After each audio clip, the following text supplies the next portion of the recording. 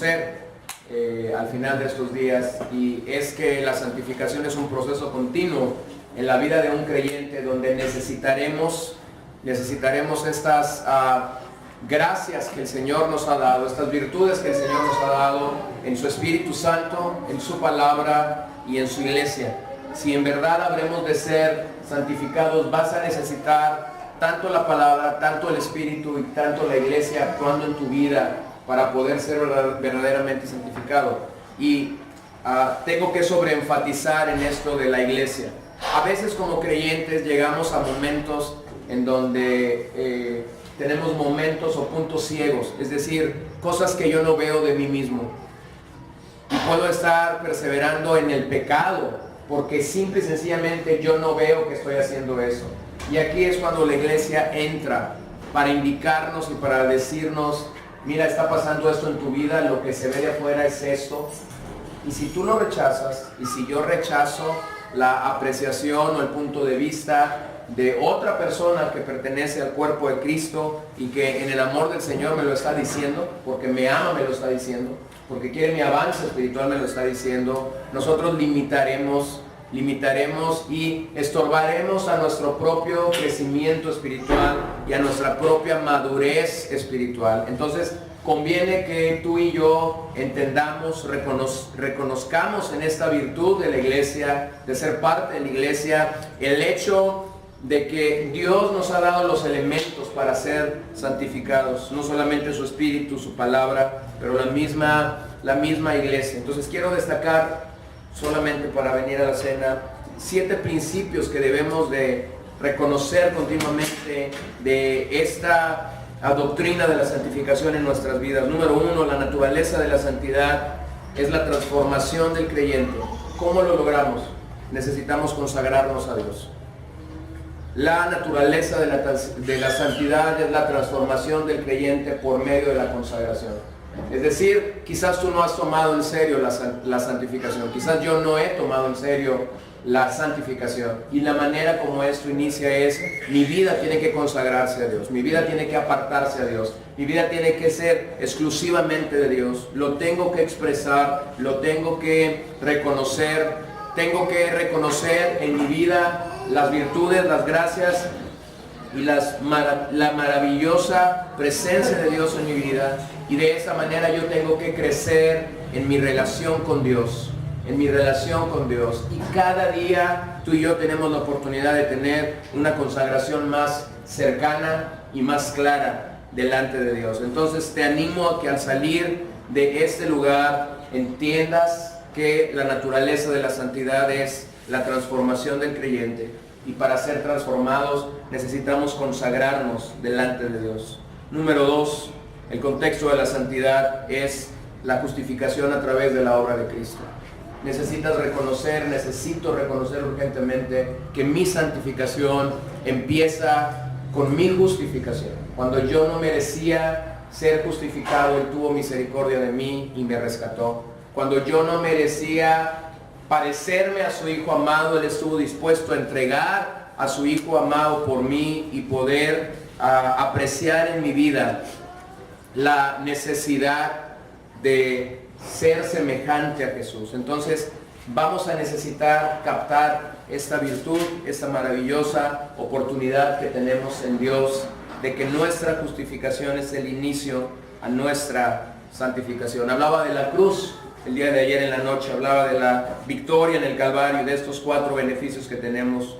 Y número 3, tenemos que reconocer que la raíz de la santidad es, por un lado, ser crucificados con Cristo, por otro lado, ser resucitados con Cristo. Nosotros tenemos que estar identificados tan fuerte y tan claramente con Jesucristo que podamos entender: hemos muerto al pecado, pero vivimos para Dios. Estamos crucificados con Cristo, pero hemos resucitado a Dios en nuestras vidas. La santidad es aprender a hacer en conducta lo que ya somos en corazón. La santidad es básicamente bajar toda esa información que tenemos de la palabra de Dios y llevarla a cabo, llevarla a la práctica. Se expresa en acciones de carácter. La nueva naturaleza que Dios nos ha dado en Cristo se refleja hacia otras personas. La santidad en ese sentido es la naturaleza de una persona que ha sido resucitada con el Señor. De la misma manera que el pecado expresa la naturaleza de una persona espiritualmente muerta, la santidad expresa la vida de Jesús en nosotros. Número 4, el agente de todo eso es el Espíritu Santo. Lo hemos dicho varias ocasiones durante estos días.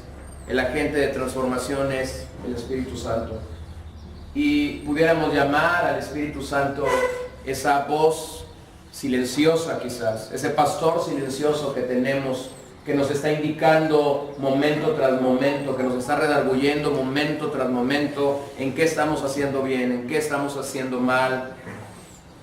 Nosotros tenemos que reconocer el ministerio del Espíritu Santo en nuestras vidas. Reconocemos que estamos en un proceso de transformación y como leíamos ahí en 2 de Corintios 3:18, por el Espíritu Santo, por el Espíritu Santo. Lo que Gálatas 5, 22 y 23 describe es el fruto del Espíritu, el fruto de esa obra interna del Espíritu en nuestras vidas. Define el perfil de un verdadero creyente, el perfil de un verdadero cristiano. El Espíritu demuestra su poder en nosotros, no solo por cuestiones sobrenaturales, no solo por impresiones o cosas espectaculares que a veces la gente pondera. No, lo hace también por medio de una disciplina en la vida, lo hace también por medio de hábitos santos que formamos, tales como la oración, la lectura de la palabra, la comunión con los santos. Cada hombre que Dios ha usado en cualquier momento de la historia ha tenido como un distintivo esto, el ministerio del Espíritu Santo, efectuando en su vida y llevándolo a desarrollar hábitos fuertes y profundos en su vida espiritual. Número 5, la experiencia de la santidad es un conflicto constante. Vas a tener un conflicto constante en tu vida. La vida cristiana en realidad es una constante tensión y conflicto espiritual. No vamos a conseguir el estado de perfección y paz en esta vida. Sin embargo, a medida que somos redimidos por el Espíritu Santo, experimentaremos más y más victorias en medio de la lucha. Pero tenemos que reconocer este ataque frontal que hay en nuestras vidas entre el nuevo hombre y la antigua naturaleza que busca dominarnos de nuevo. Número 6, la norma de la santidad es la palabra de Dios. La norma de la santidad es la palabra de Dios. En Juan 17 Jesús oró: santifícalos en tu verdad. Tu palabra es la verdad. En este sentido, la Biblia nos dice que el Espíritu Santo es espíritu de verdad. Y cuando nosotros venimos al ministerio de la palabra y el ministerio del Espíritu Santo está desarrollando en nosotros fuertes y claras convicciones, nosotros estamos creciendo a la vez en santidad. Es nuestra fe en la verdad lo que hace posible la santificación por el Espíritu. No son reglas interminables, no son estas reglas de haz esto, no hagas esto, lo que rige en la vida de un creyente. Es la palabra de Dios. Y creo que lo dije en el primer mensaje: cuando alguien está batallando o está tropezando con la palabra de Dios, es porque simplemente no ama la palabra de Dios. Y si no amas la palabra de Dios, lo voy a decir por última vez durante estos días, y después me va a soñar toda la semana. Si no amas la palabra de Dios, lo único que tú tienes es un autoengaño. Tú no eres un creyente de Jesucristo, tú no eres un discípulo, tú no eres un cristiano. Los discípulos, los creyentes, los nuevos convertidos, las nuevas criaturas, como quieras llamarlo, aman la ley, aman la palabra de Dios, aman estar donde la palabra de Dios está siendo expuesta, aman estar día tras día con su Biblia abierta. Amas la palabra de Dios, y por eso es que la palabra de Dios viene a ser la norma por la cual nosotros vivimos, el estándar por el cual nosotros estamos caminando y avanzando en este proceso de la santificación. Y finalmente, número 7, el corazón de la santidad es el espíritu de amor, desarrollar un espíritu de amor. Por eso es que Pablo, cuando escribe la carta a los Gálatas, pone como la primera manifestación de este fruto, más el fruto del Espíritu Santo, es amor. El amor no es esencialmente un sentimiento en esa lista que tenemos en Gálatas 5. El amor es verdaderamente una forma de conducta. Verdaderamente una forma de conducta. Quizás si tú y yo hubiésemos estado aquel día escuchando a Robert Murray McCheyne, cuando él dijo en su oración, la necesidad más importante de esta congregación es, y quedó callado por una semana, bajó de su púlpito. Quizás tú y yo hubiésemos sido como muchos de sus miembros que se fueron y estuvieron divagando durante toda una semana qué era la necesidad más grande de su iglesia. Refrigeración, sillas más cómodas, alfombra, un programa de televisión, un programa de radio, mayor influencia en las redes sociales, no lo sé.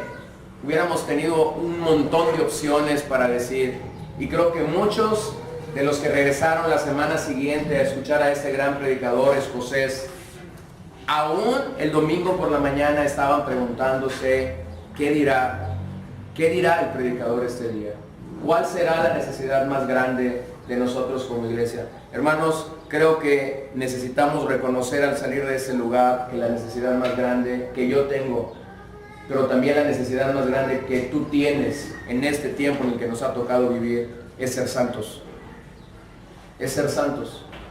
No recurrimos en ninguno de esos mensajes que compartimos al sentido de santidad en el Antiguo Testamento. Pero el sentido de santidad en el Antiguo Testamento era este: sean santos como Dios es santo. La norma es Él, el estándar es Él, el objetivo es Él, la meta que estamos buscando es Él, y estamos en un proceso, y en ese proceso vamos a estar hasta el día que el Señor nos llame a su presencia. Así que te aliento y te animo en el amor de Jesucristo a que asumas que esto no es un juego, esto es algo serio, esto es algo con realidades y profundidades espirituales mucho más allá de donde nosotros hemos llegado, mucho más allá de donde nosotros hemos ni siquiera imaginado. Alguien ha dicho que la vida cristiana es como un gran océano que está delante de nosotros, pero para algunos, ese océano tan grande tiene 2 o 3 milímetros de profundidad. Y quiero reconocer esta mañana todo lo contrario. La vida cristiana es un océano con profundidades increíbles. Y tú y yo no hemos llegado todavía a esas profundidades. Necesitamos sumergirnos más. Y mientras más buscamos a este Dios santo que las Escrituras nos muestra, mientras nosotros nos entregamos, nos consagramos a este Dios, es que tú y yo vamos caminando y vamos creciendo en la santidad a la que Dios nos llama por su palabra. Venga conmigo al final de este capítulo 15.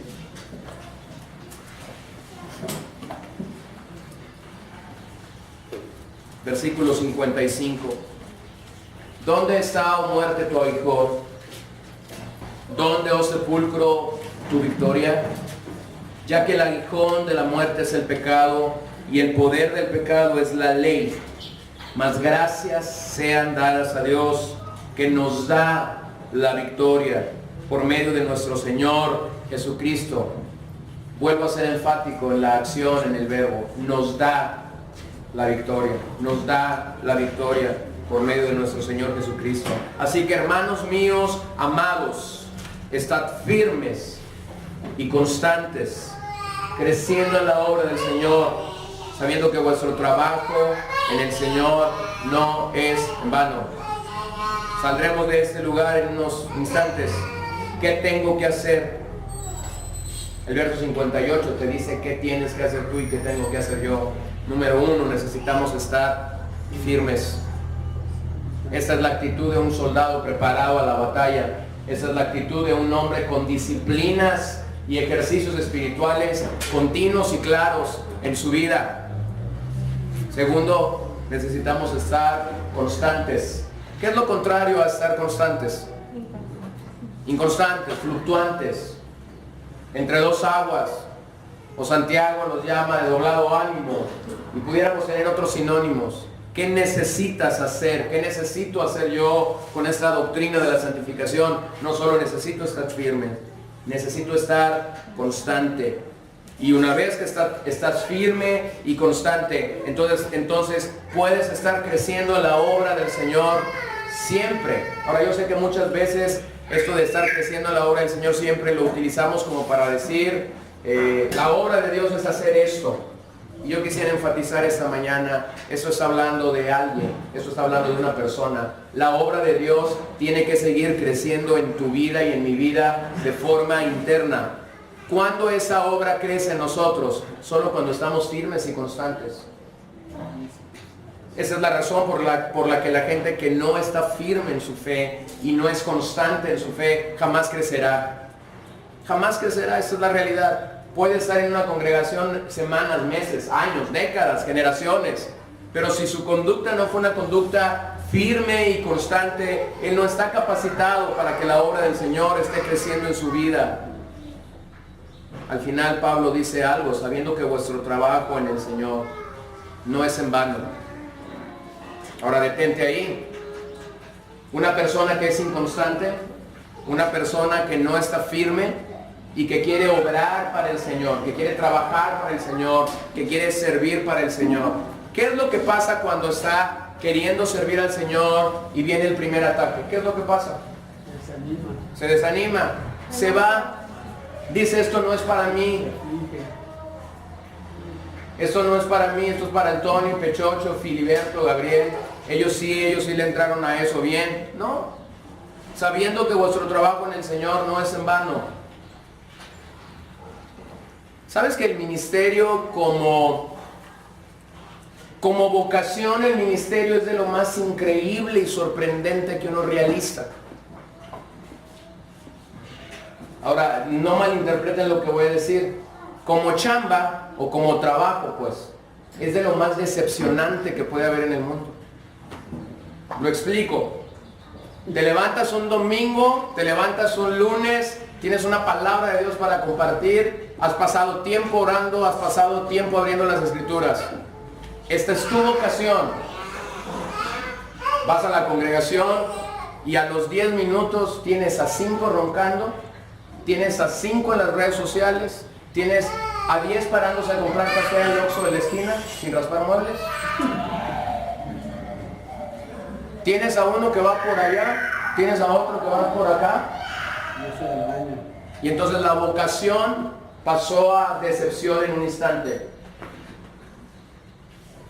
Y es en esos momentos en los que, como dice el hermano Antonino, el gozo se va al pozo. Escucha bien, cuando eres firme, cuando eres constante, cuando estás creciendo o la obra del Señor está creciendo en tu vida, tú vas a ver esto, y no vas a ser decepcionado por eso. Vas a saber, cuando yo veo este escenario en día domingo en Zaragoza 2005 y Norte, yo volteo a la primera fila, encuentro una silla vacía y digo, lo más importante es que Dios está aquí y Dios me está escuchando. Dios está escuchando el mensaje que yo estoy predicando. Mi auditorio número 1 no es el resto de la congregación, mi auditorio número 1 es Dios mismo. Y vale más que yo cumpla con mi vocación de forma adecuada, porque el que va a calificar finalmente lo que estoy haciendo no es el auditorio, es Dios mismo. Al auditorio lo puedo engañar, al auditorio lo puedo emocionar, al auditorio lo puedo pasar de la risa al llanto. A Dios no.